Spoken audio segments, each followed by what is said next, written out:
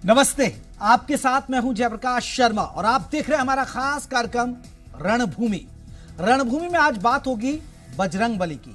ये बात हम इसलिए नहीं कर रहे हैं कि आज मंगलवार है, लेकिन आज का दिन बड़ा खास होता है। मंगलवार भी है और मंगल के दिन बजरंगबली को लोग याद भी करते हैं।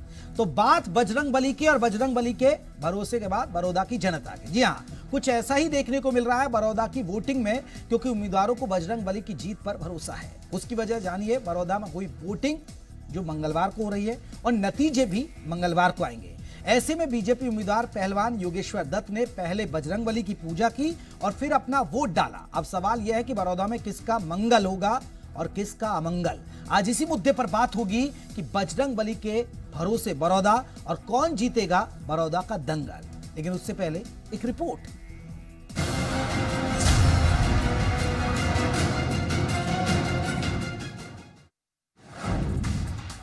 मंगल को वोटिंग, मंगल को नतीजे। मंगल किसका होगा अमंगल? कौन जीतेगा बड़ौदा का दंगल? बजरंगबली के भरोसे बड़ौदा। बड़ौदा उपचुनाव में हर दल की प्रतिष्ठा दांव पर लगी है। हर दल का नेता जीत का दावा कर रहा है, लेकिन इस चुनाव की खास बात यह है कि मंगल को वोटिंग हुई तो मंगल को ही नतीजे आएंगे। ऐसे में बीजेपी उम्मीदवार योगेश्वर दत्त ने पहले बजरंगबली की पूजा की और इसके बाद अपना वोट डाला। योगेश्वर दत्त को भरोसा है कि बड़ौदा में बजरंगबली उनकी नैया पार लगाएंगे। बजरंगबली का आशीर्वाद हमेशा मेरे पर रहा है और आज मंगलवार भी है। लोगों ने भी मन बनाया हुआ है, आशीर्वाद लोगों का आशीर्वाद बहुत मिला है, क्योंकि भी पूरी हमने चुनाव प्रचार देखा, पूरे 1 साल से मैं लोगों के बीच में था। बहुत अच्छा होना इस बार। वहीं कांग्रेस को भी भरोसा है कि मंगलकारी होगा उनका मंगल। हालांकि वोटिंग के दौरान कांग्रेस और बीजेपी एक दूसरे पर आरोप लगाती भी नजर आई। तो योगेश्वर दत्त वो प्रत्याशी है जिसने बड़ौदा इलाके की, सोनीपत जिले की, हरियाणा प्रदेश की और भारतवर्ष की सम्मान को अंतर्राष्ट्रीय स्तर पे पहुंचाया, चमकाया। लेकिन विरोध में जो प्रत्याशी चुनाव लड़ रहा है उसके बारे में पूरे बड़ौदा की जनता बहुत बेहतर जानती है कि उसका व्यक्तित्व किस तरह का है। किसी भी तरह से बीजेपी को लोग वहां पे जीतने का मौका नहीं देंगे और बीजेपी के जो बड़े बड़े नेता हैं जिन्होंने शराब बांटी, पैसे बांटे, सिलेंडर बांटे, इनसे लोग अब हरियाणा की जो जनता है वो बिकने वाली नहीं है, बिकाऊ नहीं है। बहरहाल उम्मीदवार की किस्मत अब ईवीएम में कैद हो गई है और 10 नवंबर को नतीजे आएंगे कि आखिर मंगल के दिन किसका मंगल होगा और बड़ौदा में बजरंगबली किसको जिताएंगे। विनोद लांबा के साथ कुलवीर दीवान, जी मीडिया। देखिए, वाकई में इत्तेफाक है बड़ौदा और बजरंगबली, क्योंकि मंगल का दिन है, वोटिंग हो रही है और मंगल को ही नतीजे आएंगे। अब देखना होगा कि बड़ौदा में बजरंगबली क्या करिश्मा दिखाते हैं। इस पर हम चर्चा करेंगे। हमारे साथ आपको बता दें 3 खास मेहमान रहेंगे, लेकिन आपको मेहमानों का परिचय करा दूं। हमारे साथ संजय भाटिया रहेंगे, सांसद है बीजेपी के। संजय जी, आपका बहुत बहुत स्वागत है। हालांकि चर्चा की शुरुआत में संजय भाटिया जी हमारे साथ रहेंगे क्योंकि उन्हें कहीं निकलना है। इसके साथ साथ बजरंग दास गर रहेंगे, प्रवक्ता है कांग्रेस के। बजरंग दास जी, आपका बहुत बहुत स्वागत है। रजत पंजेटा है, प्रवक्ता है इनेलो के। रजत जी, आपका बहुत बहुत स्वागत है। लेकिन सबसे पहले मैं चर्चा की शुरुआत सांसद साहब से ही कर लेता हूं। सांसद साहब, क्या उम्मीद है, बजरंगबली बड़ौदा में आपके साथ हैं? बिल्कुल 100%। जी संजय भाटिया जी, आप तो लगातार घूम भी रहे हैं और आप ग्राउंड जीरो से रिपोर्ट भी मिल रही होगी और आप अभी वहीं पर ही हैं, तो ऐसी स्थिति में क्या लग रहा है कि जनता का रुझान बीजेपी के साथ है, या ये जो वोटर निकल रहा है, ये जो वोट देने जा रहा है, ये बीजेपी के विकास पर वोट देगा या पहलवान के नाम पर वोट देगा, या सर यहाँ कास्ट फैक्टर का मामला बहुत ज्यादा रहेगा? देखिए, मैं ये समझता हूँ कि हमारे प्रदेश के मुख्यमंत्री माननीय मनोहर लाल जी की साफ छवि है और जिस तरह से ट्रांसपेरेंसी उन्होंने एडमिनिस्ट्रेशन के अंदर रखी, जिस तरह नौकरियां देने में बिना पर्ची और खर्ची के नौकरियां दी, ऐसे कई अनेक काम हैं। और योगेश्वर की छवि, वाकई में योगेश्वर ने केवल यहाँ पर नहीं, पूरी दुनिया में अपने बड़ौदा का नाम सबसे ऊंचा किया है। इसलिए इसमें तो कई फैक्टर हैं जी। जिससे लोग बड़ौदा की जनता जो है बीजेपी को वोट करेगी। लेकिन भाटिया साहब, आप लोगों पर आरोप लग रहे हैं, क्योंकि कल आपने भी देखा होगा, हुड्डा साहब तो कह रहे हैं कि आप सरकारी मशीनरी का दुरुपयोग कर रहे हैं। सर, आप पर आज भी आरोप लगे कि आपके जो नेता हैं उन लोगों के साथ घूम रहे हैं जो बूथ कैप्चरिंग करवाते हैं। देखिए, हुड्डा साहब बहुत सीनियर लीडर हैं, मुख्यमंत्री रह चुके हैं। इस तरह की नासमझी की मेरे को उनसे उम्मीद नहीं थी। चुनाव का रिजल्ट आने के बाद तो मैंने रोते हुए अनेक बार कांग्रेस भाइयों को देखा है, लेकिन चुनाव का रिजल्ट आने से पहले रोना शुरू हो गए, ये मैंने राजनीति के इतिहास में और खासतौर की हरियाणा की राजनीति के इतिहास में पहली बार देखा है। तो सर, आपको लग रहा है कि इसलिए क्योंकि आप जीत रहे हैं, आपकी जीत हो रही है, इसलिए कांग्रेस आप पर यह एलिगेशन लगा रही है? भाटिया जी। सर देखिए, जीतना हारना लोगों की वोटों का उनके मन पर और परमात्मा की कृपा पर निर्भर करता है। लेकिन एक झूठ को फैलाकर एक रात को सोशल मीडिया पर वीडियो वायरल हुआ कि बीजेपी पैसे बांट रही है, और जबकि टोटल मैनिपुलेशन थी। अगर बीजेपी के लोग पैसा बांट रहे थे तो आपने कंप्लेंट दर्ज क्यों नहीं कराई? आपने उनको अरेस्ट क्यों नहीं कराया? आप उसकी सच्चाई तक क्यों नहीं पहुंचने दिया उस सारी बात के अंदर? और आज जिस तरह से इन्होंने वोटर वाली पर्ची बनाने वाली छोटी सी मशीन, जो आम एक किराना की दुकान पर, एक पेट्रोल पंप पर, एक बस का कंडक्टर भी लेके घूमता है, उस मशीन को इन्होंने ईवीएम हैक करने की मशीन बनाकर, और मुझे हैरानी होती है कई बार बिना पड़ताल किए हुए, मैं आपके चैनल की बात नहीं कर रहा, लेकिन मीडिया में कुछ लोग आरोप को ही एक तरह से निर्णय घोषित कर देते हैं। अगर इस तरह की कोई मशीन है तो आपने कंप्लेंट दर्ज क्यों नहीं कराई, मशीन सील क्यों नहीं कराई, और इस तरह का कार्य करने वालों के खिलाफ कार्रवाई क्यों नहीं कराई? एक खाली भ्रमित कर देना, एक प्रचार कर देना कि एक सिंपल, आप पहले समय में हम वोटर लिस्ट में वोट ढूंढते थे और हाथ से पर्ची बनाते थे। आज वो समय टेक्नोलॉजी का यूज करते हुए 1 मिनट में वोटर लिस्ट डाउनलोड कर ली जाती है, और मोबाइल के अंदर डाउनलोड जो लिस्ट होती है उसको बटन दबाते ही वो पर्ची बाहर निकल आती है, और लोगों को असुविधा नहीं होती। उधर से इलेक्शन कमीशन की ये गाइडलाइंस हैं कि अधिक से अधिक वोटिंग होनी चाहिए, और अधिक से अधिक वोटिंग करने के लिए अगर कोई टेक्नोलॉजी का इस्तेमाल करता है तो सारा इलेक्शन कमीशन भी देख रहा है, सारा का सारा प्रशासन भी देख रहा है, और किस तरह से धींगा मस्ती करके उन इनोसेंट बच्चे जो बेचारे राजस्थान की बैकग्राउंड के थे, जो उस मशीन के, छोटी सी मशीन के ऑपरेटर थे, उनके साथ किस तरह मैन हैंडलिंग की गई, उस तरह किस तरह मारपीट की गई।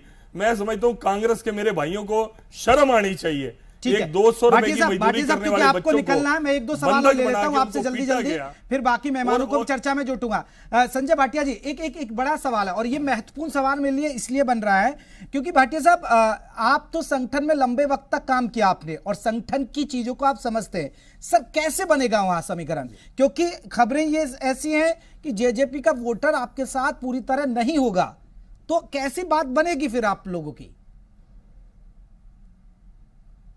नहीं, 100% बनेगी। बड़ौदा की जनता पर मुझे विश्वास है, वहां के भाई बहन मेरे बहुत अच्छी सोच वाले व्यक्ति हैं, और वो हमारे कैंडिडेट योगी भाई को अपने बच्चे की तरह मानते हैं। अपने बच्चे की तरह मानकर किसी ने किलो घी दिया, किसी ने 2 किलो घी दिया, और उसको अंतर्राष्ट्रीय स्तर का पहलवान बनाया। वो सारे समाज की एक असेट है। अपने सारे समाज की असेट को, इन सारे समीकरणों को जुटलाते हुए 100% कमल का फूल खिलेगा। ठीक है सर, विकास के नाम पर वोट पड़ेगा या फिर चेहरे के नाम पर वोट पड़ेगा, या आपको लग रहा है कि कास्ट फैक्टर भी बहुत मायने? 100%। चलिए, 100%। भाटिया साहब, बहुत बहुत शुक्रिया, आपने अपना कीमती वक्त दिया, क्योंकि आपको कहीं जाना है। मैं फिर बजरंग दास जी का रुख कर लेता हूं। बहुत बहुत शुक्रिया भाटिया जी, आप हमारे साथ जुड़े और जीत का दावा किया। बजरंग दास गर्ग जी, हालांकि वो चर्चा में नहीं, वो चले गए हैं क्योंकि उनको निकलना था। ये कह रहे हैं कि कोई सरकारी मशीनरी का दुरुपयोग नहीं हो रहा है, सिर्फ बौखलाहट है कांग्रेस की। जयप्रकाश जी, भाटिया जी हमारे मित्र भी और सीनियर आदमी भी है।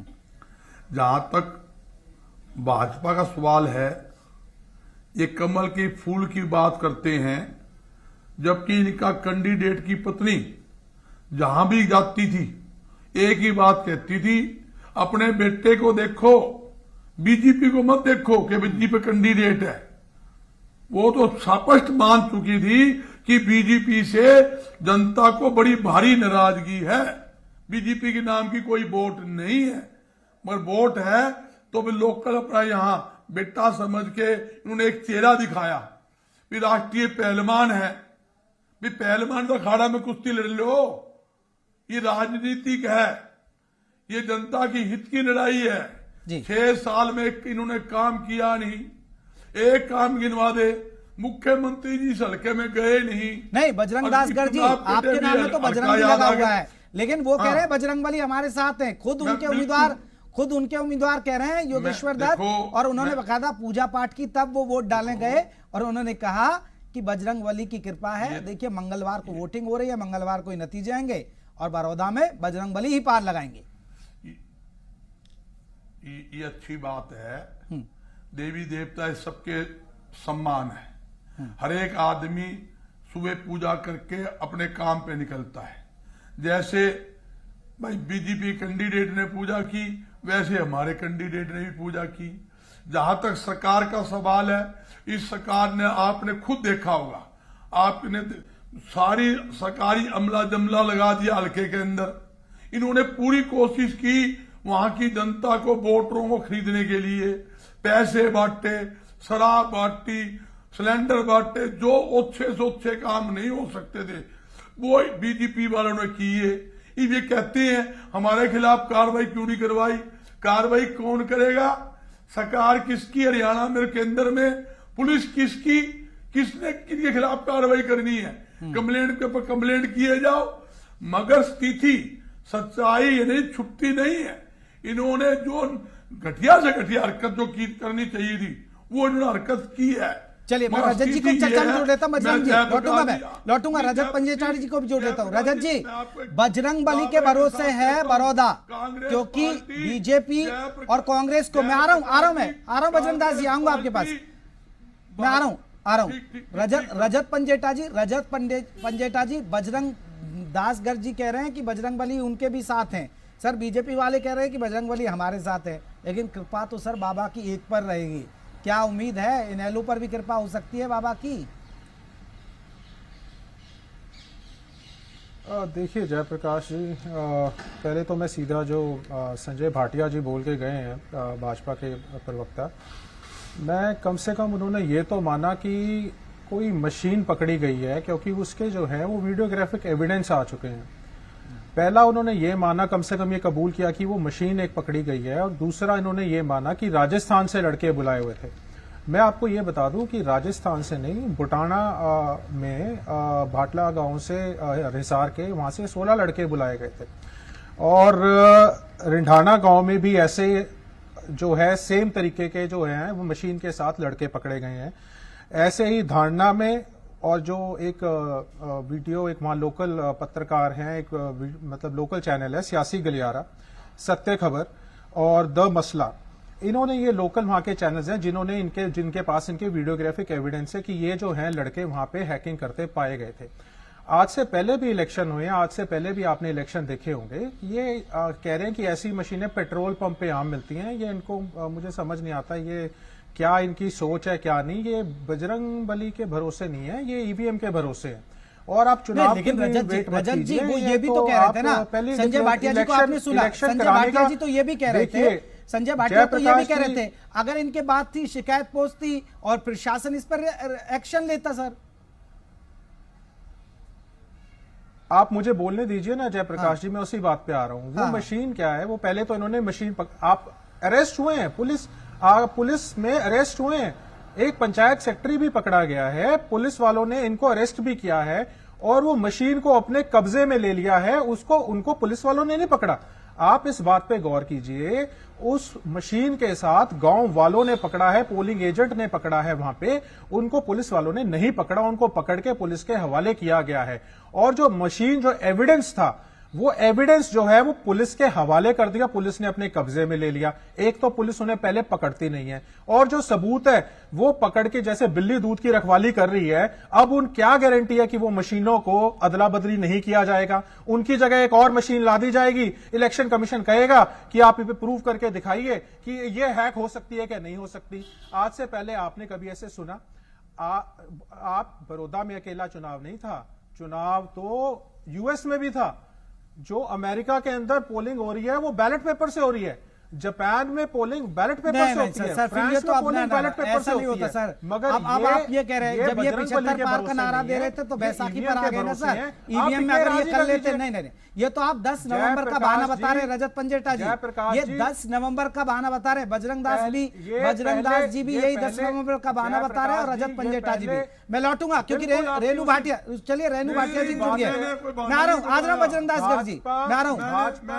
नहीं रजत जी मैं आ रहा हूँ सर आ रहा हूँ मैं। रेणु भाटिया से एक रिएक्शन ले लेता हूँ। रेणु भाटिया जी जुड़ी है हमारे साथ बीजेपी की तरफ से।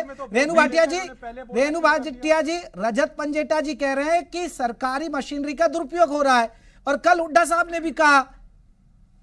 बिल्कुल, देखिए जब कोई रास्ता नजर नहीं आता तो मदीना गांव में रात को रजत जी सुनिए, एक मिनट सुनिए, रेणु भाटिया जी कुछ कह रही हैं, कहिए। मैं ये कह रही हूँ कि रजत जी की मैं अभी बात सुन रही थी, और संजय भाटिया जी ने बड़ा क्लियर कई बातें आपको अभी कई मैंने सुना, लेकिन रजत जी इसलिए बोल रहे हैं क्योंकि अब इनको भी पता है कि हमारा कोई होप स्कोप है नहीं, और पहले दिन से इन्हें मालूम था। लेकिन जब तक इस तरह की बातें नहीं करेंगे, अपना कुछ वो वर्चस्व नहीं दिखाएंगे इस तरह की बातें करके, तब तक इनको भी पता है कि हम खाली फोके इस टाइम साबित हो रहे हैं। और लोगों ने बड़े दिल से पसंद किया है भूपेश्वर दत्त को, और आप देखेंगे जब रिजल्ट आएगा तो ये रजत जी की बातें धरी की धरी रह जाएंगी जितनी इन्होंने करी है।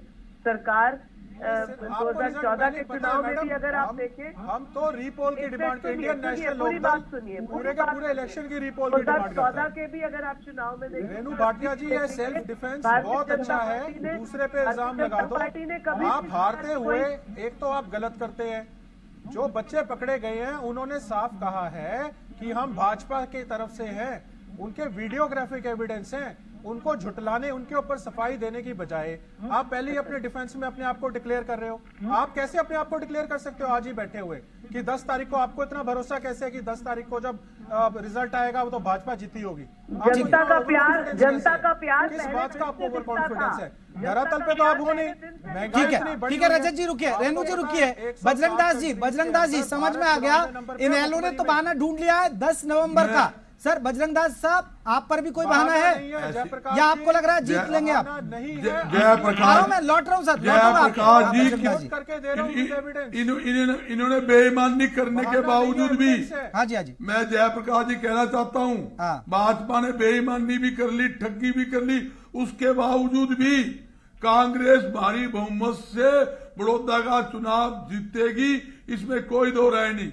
मेरी बहन ने कहा, रेणु जी ने, कि भाजपा के जो उम्मीदवार थे उसको काफी पसंद किया जा रहा हल्के में। इसका मतलब भाजपा को कोई पसंद नहीं करता, भाजपा कोई नाम नहीं लेता। मैं आपको स्पष्ट करना चाहता हूं, लोग इस राज से दुखी थे, दुखी होने के कारण लोगों ने कांग्रेस को वोट दिया। इतने 6 साल में कोई काम नहीं किए, 3 कृषि संबंधी कानून बनाकर देश के प्रदेश के किसानों को, आड़तियों को, मजदूरों को बर्बाद करने का काम किया है। ना इनके राज्य में खेतों में पानी मिलता है, ना सड़क की रिपेयरिंग हो रही है, ना बिजली पानी मिल रही है। जितना काम बड़ौदा के अंदर हुआ वो कांग्रेस राज के अंदर हुआ। और मुख्यमंत्री जी कहते थे भी मुझे बड़ौदा का विधायक समझो, जब मुख्यमंत्री जी 5.5 साल तक चले भाटिया जी काउंटर करिए बजरंग दास जी आपकी बात पर। बजरंग दास जी, रेणु भाटिया आपकी बात पर काउंटर करिए। रेणु जी करना, जयप्रकाश जी पहला मेरी पूरी बात कल मैं एक सुनिए डिबेट जनता में जी, थी, जब कल मैं एक डिबेट में थी और कांग्रेस से सुमित गौर बैठे हुए थे। सुनिए, कांग्रेस के किस बात की वोट मांग रहे हैं? बजरंग लाल जी सुनिए एक मिनट सुनिएगा बस। बजरंग जी अपने ही प्रवक्ता की बात सुनिए। मैं कल मैं एक इस हरियाणा को जलाने में, इस हरियाणा को लूटने और में, पूरी डिबेट इस अगर आप हरियाणा को रिवाइंड करते बर्बाद हैं, करने में बता दूं, मुख्य भूमिका पूरी डिबेट में सुमित गौर ने एक ही बात कही कि हमारे कांग्रेस का एमएलए 2014 में भी रहा, 2019 में भी रहा, लेकिन वो कोई काम नहीं कर पाया। अभी आप इनको सुन रहे हैं बजरंग जी को, तो ये कहते हैं सुनिए अब सुनिए तो सही ना, थोड़ा सुनने की रखा करिए। बजरंग जी आप मुझसे बड़े हैं, मुझे अच्छा नहीं लगेगा मैं चोर करके बात करूं। तो 2014 प्रकाश की जवाब दे रहा हूँ, उन्होंने कहा भी काम नहीं किया, आंकड़े दे देता हूँ जिनमें से आंकड़े नहीं हो, हमने क्या किया। आप कहाँ से बार बार सरकार के ऊपर दोष ठहराते हैं? सरकार ने तो पूरी 90 की 90 विधानसभाओं सरकार तो बराबर या सरकार नाम की हरियाणा में कोई चीज नहीं है। नहीं बजरंग जी मेरा आपसे भी सवाल होगा, रेणु भाटिया से भी सवाल होगा। बजरंग जी मैं एक चीज जानना चाहता हूँ, आप कहते हैं कि हमने 10 बरस लगातार काम किया, रेणु भाटिया जी कह रही है कि हम लगातार 6 साल से वो काम कर रहे हैं, हमने हर 90। तो सर क्या बड़ौदा कोई न्यूयॉर्क जैसा नजर आता है क्या ये बड़ौदा? ये तो बता दीजिए, क्योंकि आप भी इनके विकास कामों में खामियां बना रहे हैं। हाँ, मैं यही क्या फॉरेन कंट्री बन गया है क्या बड़ौदा? 16 साल में तो फॉरेन कंट्री बन जाएगा। जयप्रकाश जी एक ही सवाल छोटा सा, आप बहन जी से ये पूछ लो भी 5.5 साल के अंदर एक बार भी मुख्यमंत्री जी बड़ौदा विधानसभा किसी काम पे गया? कोई काम करवाया? रेणु जी दीजिए जवाब, रेणु जी दीजिए जवाब। मेरी बात सुनिए जयप्रकाश, किस बात की वोट मांग रहे हो आप? तो टीम साथ जाती है, कवरेज करती है। आप ये देखिए कोई विधानसभा 90 में से ऐसी नहीं है जहां मुख्यमंत्री जी दौरा करने ना गए हो, और उन्होंने पहली कलम आप एक उदाहरण दे दीजिए, एक दिन गया हो। देखिए आप शोर करते हैं ना, फिर सुनते नहीं है। मुख्यमंत्री जी ने बार बार एक ही बात कही कि मेरा चाहे विधायक किसी क्षेत्र में है या नहीं है, सबके लिए कार्य बराबर है, आप अपनी अपनी डिमांड दीजिए। क्यों नहीं आपके विधायकों ने आ रहा हूं मैं रजत जी, आ रहा हूं। और 2019 में भी दिया। रही बात कामों की, तो क्या आपके विधायकों को बनने के बाद केवल विपक्ष की भाषा याद आती है? जयप्रकाश आपको ध्यान हो, आप लोगों की टीम हमेशा विधानसभा के बाहर रहती थी। जब भी सत्र हो, कांग्रेस के विधायक काम बोलने के बदले, काम करने के बदले बाहर प्रदर्शन करते थे, आपको ध्यान हो। या फिर इनका एक ही काम होता था, हुड्डा वर्सेस तंवर की पगड़ियां बदलना। तो जी हर हमारे विधायक ने अपने हलके की आवाज विधानसभा में उठाई है, रिटर्न में दी है, और मुख्यमंत्री जो लिख के दी है कोई चलिए सर बजरंग जी अब तो नतीजे आ जाएंगे जब पता चल जाएगा किसने काम किया। रजत जी कुछ कहना चाह रहे हैं? बजरंग जी रुकिए, रजत जी कुछ कहना चाह रहे हैं। बता रहा हूँ, चलो जयप्रकाश जी आपकी बात बड़ी करी, अगर इस रिजल्ट में पता लग जाएगा ठीक है। सरकार ने काम किया, हमने किया। हाँ रजत जी कहिए, रजत जी कहिए। प्रकाश जी मुझे बोलने दीजिए। हाँ रजत जी कहिए। जयप्रकाश जी ये सब जिन पे हम बातें ये हर डिबेट में करते रहते हैं, जो आज घटना घटी है कम से कम आज हम उसके बारे में बात करें, क्योंकि वो बहुत जरूरी है। जो मशीन पकड़ी गई है उसमें से जो मैं रजत जी आपकी बात सही है, आपने आरोप लगा दिया। रजत जी एक बात बताइए, देखिए बजरंग दास जी कह रहे हैं कि ये कितनी भी हेराफेरी कर ले, कितनी भी सरकारी मशीनरी का दुरुपयोग कर ले, जीतेगी कांग्रेस। तो क्या इनेलो को लग रहा है कि इस हेराफेरी में इनेलो फंस गई है? ये बता दीजिए आप। अपनी बात कर लूं? हाँ मैं अपनी बात कर लूं, मैं अपनी बात रखना चाहता हूं। पहले मैं अपनी बात कर लूं। जो वो मशीन पकड़ी गई है, जब आप वोटिंग करते हैं, जो वीवीपैट के साथ आपकी ईवीएम अटैच्ड होती है, जो वोटिंग करने के बाद जो पर्ची निकलती है, वो पर्ची उस मशीन में से निकल रही थी। अब ये तो हम पहली बार ही देख रहे हैं कि चुनाव आयोग का बहाना लेके कि ज्यादा से ज्यादा वोटिंग कराओ, ऑनलाइन करो। अगर ये ऐसी मशीनें पकड़ी जाने लगे और बाद में उन मशीनों की अगर किसके पास है वो मशीनें, आज जो एविडेंस है वो पुलिस के पास है, चुनाव आयोग के पास है। अब कहीं ना कहीं मैं कहूंगा कि चुनाव आयोग भी संदेह के घेरे में आ जाएगा। क्यों आ जाएगा? एक तरफ तो चुनाव आयोग ये कहता है कि अगर भाजपा फ्री वैक्सीन बिहार में बांटने की बात करती है तो भाजपा ठीक है। अरे आप बड़ौदा से बिहार चले गए ना सर। चलिए सर 10 नवंबर को नतीजे बताएंगे कि बजरंग बली किसके साथ है। तो यही मंगल को नतीजे आएंगे और बिहार में जीत जाएंगे, वेस्ट बंगाल में जाएंगे। ठीक है, मेरे पास वक्त की कमी है। बहुत बहुत शुक्रिया बजरंग दास जी और रजत जी, आपका बहुत बहुत शुक्रिया, और रेणु भाटिया जी आप भी जुड़ी हमारे साथ, बहुत बहुत शुक्रिया। लेकिन 10 नवंबर को पता चल जाएगा, क्योंकि मंगलवार है, उसी दिन भी पता चलेगा बजरंगबली किसके साथ खड़े हैं। रणभूमि आज के लिए बस इतना ही, फिर हाजिर होंगे एक नए मुद्दे के साथ। नमस्कार।